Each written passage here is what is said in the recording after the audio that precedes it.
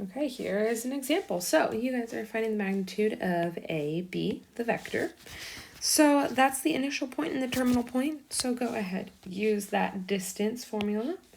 So we're going to be looking at 3 minus -4 squared plus -5 minus 2 squared. That is 7 squared, so 49 plus, 7 squared. So 49 square root. Square root of 98 is approximately 9.9.